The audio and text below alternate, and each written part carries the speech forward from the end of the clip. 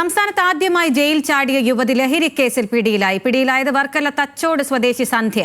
മുക്കുപണ്ടം പണയം വെച്ച് തട്ടിപ്പ് നടത്തിയ കേസിൽ വർഷങ്ങൾക്ക് മുൻപ് സഹതടവുകാരിയുമായി ജയിൽ ചാടിയ വ്യക്തിയാണ് സന്ധ്യ. വിവരങ്ങളുമായി ഹാൻസ് ജോൺ ഉണ്ട്. ഹാൻസ്, എവിടെ വെച്ച് നടത്തിയ പരിശോധനയിലാണ് ഇവർ പിടിയിലാകുന്നത്? എന്നായിരുന്നു ഇവർ ജയിൽ ചാടിയത്? അഖില, ഇന്ന് വൈകുന്നേരം 4 മണിയോടെ സന്ധ്യയുടെ മണമ്പൂരിലുള്ള വാടക വീട്ടിൽ ജില്ലാ ഡാൻസ് ആർട്ട് ടീം നടത്തിയ പരിശോധനയിലാണ് കഞ്ചാവ് കണ്ടെത്തിയത്.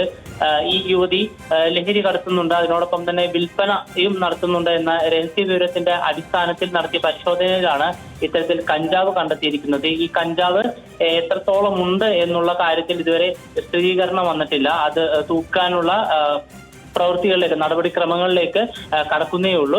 കൂടാതെ തന്നെ ഇവരുടെ അറസ്റ്റും ഇന്ന് രേഖപ്പെടുത്തുമെന്ന് പോലീസ് അറിയിച്ചിട്ടുണ്ട്. ഏകദേശം 2019 മുക്കുപണ്ടം പണയം വെച്ച തട്ടിപ്പ് കേസിൽ അട്ടക്കുളങ്ങര ജയിലിൽ കഴിയവേ സഹതടവുകാരിയുമായി സന്ധ്യ ജയിൽ ചാടിയത്. പിന്നീട് ദിവസങ്ങൾക്കുള്ളിൽ തന്നെ പോലീസ് ഇവരെ രണ്ടുപേരെയും പിടികൂടിയിരുന്നു. ആ കേസിൽ സന്ധ്യ ഏകദേശം 8 മാസമാണ് ജയിൽ ശിക്ഷ അനുഭവിച്ചത്. തുടർന്ന് ഈ തിരുവനന്തപുരം വർക്കല ഭാഗത്ത് താമസിച്ചു പോന്നിരുന്ന സന്ധ്യ ഇപ്പോൾ വീണ്ടും കഞ്ചാവ് വിൽപ്പന കേസിൽ അറസ്റ്റിലായിരിക്കുകയാണ്. അഖില.